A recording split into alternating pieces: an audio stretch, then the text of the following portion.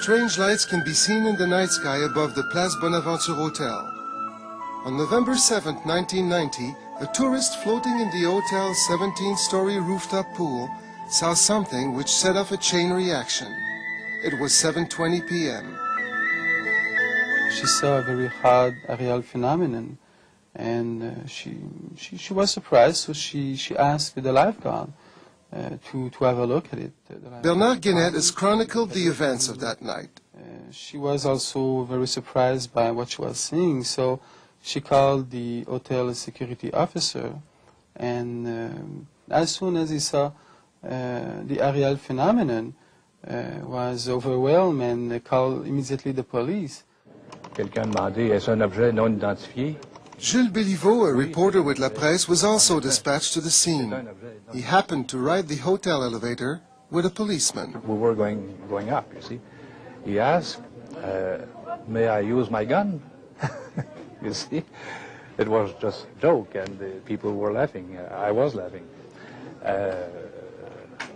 When we arrived together on the roof, he looked in the sky and he said, "Sacrement." He was astonished, like I was. On a vu une forme ronde qui semblait métallique, qui projetait des faisceaux lumineux, qui avait 4 séries de toits forts. C'était gigantesque. He decided that he had to call his big boss. And so the big director of all operation of the police that night arrived also on the scene and was overwhelmed by what he was seeing. So he called the RCMP. I got here at the hotel at about 9 o'clock, and I came up, met Sergeant Masson and a lot of people around the pool who were looking up. On a des petites lumières en haut. I contacted the airport, the military. I talked to the colonel in charge of Saint-Hubert military operations, and I was told that there was no Canadian military operation going on. I also confirmed with Dorval and Mirabel if they had anything on radar, and they answered in the negative. But yet you could see something there, and nobody could say Absolutely. what it was? Yes, absolutely. À ce moment-là, il y avait le mine de la Gauchetière qui était en construction, qui avait déjà mis ses tours, puis tout le système là, de grues pour monter les marchandises. Lui, il y avait beaucoup de grosses lumières blanches là, pour éclairer le chantier de construction.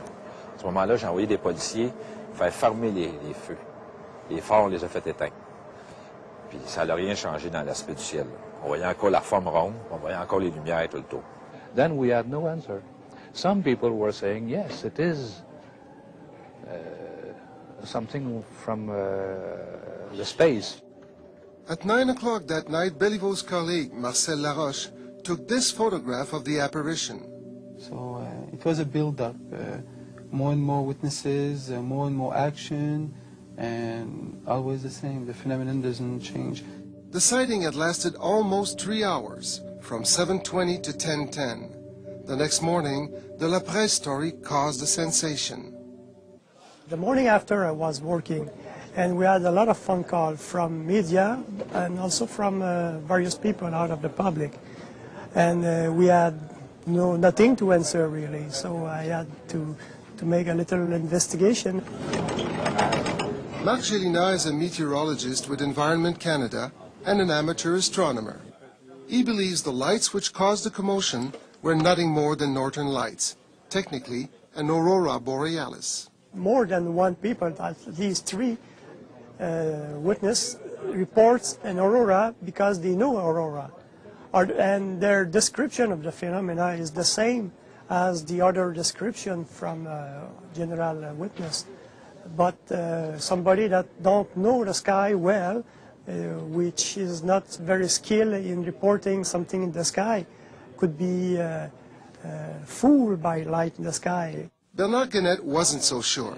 He'd seen the lights himself that night while leaving his office in Old Montreal. I saw that very hot light that was straight between these 2 buildings. It was a greenish light, which looked like borealis aurora, but doesn't move like these northern lights usually, moves. Guénette owns a computer company, but devotes much of his spare time to the study of UFOs. I decided to look into this case, since a lot of witness was there. The quality of the witness was very good, and there were also photographic evidence that was there. So I said to myself, there's probably ways, with the collection of the meteorological data, the witnesses' testimony, and the photograph negative that could be maybe analyzed to determine if it was a light reflection or an object.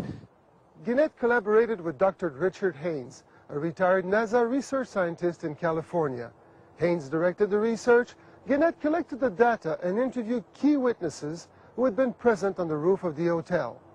But they were not the only people who saw something unusual that night. Pierre Comartin was driving home from work between 10:30 and 11 o'clock when something caught his attention. I could see something, some kind of a flying object on top of the Olympic Tower right there, which is very well lit. At first, he thought it was a promotional blimp surrounded by very bright lights. And that thing was basically going east as I was. From here on, I figured out that this thing must have been pretty big, pretty darn big, because there was no blimp. I can't define the type of object. I can't. I've never seen anything like that. Perplexed, he stopped here, near his home in Anjou, and continued his observation. The lighting was definitely very strong. It was definitely big. I could hear from here, and this is where I heard the sound of the object. It was like some kind of a neat purring sound, just a little rhythmic purring. And the way this thing was moving was very strange, because it was very static. It could be very static, wouldn't budge, and then it would like glide and go down very fast. Comartin watched it hover in the vicinity of a neighborhood power station. And basically the Hydro-Quebec station should be just about around there. And I found out later on that during the time of his observation of that phenomenon above that station, a power failure occurred. And oddly enough, it is a route which goes to the, which feed the Long Point military base. Guenette and Haynes published their report in 1992. Guenette had collected an exhaustive amount of data, much of it meteorological. Haynes had done the analysis. His conclusion? The evidence for the existence of a highly unusual, hovering, silent, large object is indisputable. There is nothing about these particular meteorological conditions that could produce an optical effect of the kind described by these witnesses. It's a perfect inquiry, except the conclusion. The strongest aurora happens quite often like a crown, like a spot of light with rays emitting. So you look at that and look at this and remember, try to remember and try to make a drawing a day after or so. You will probably find something like that. Why isn't there any record of this particular phenomenon that night? Well, that's still some problems. There is no report, no observation by objective device of activity in the magnetosphere that night. But according to some authorities in Aurora, it could be a localized phenomena. The photographs were also analyzed, and special tools at NASA were used to look at that. Okay, this is a 3D rendering of the negative, and this is what we are seeing here.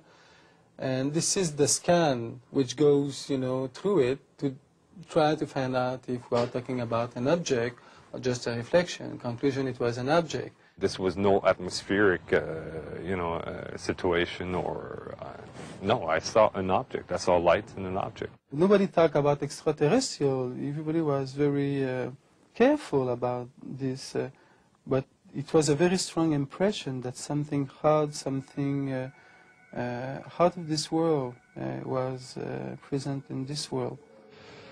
I won't turn around and say, yes, now I believe in UFOs and life on other planets. But since the sighting on November, I have to admit that once in a while I'll look up there.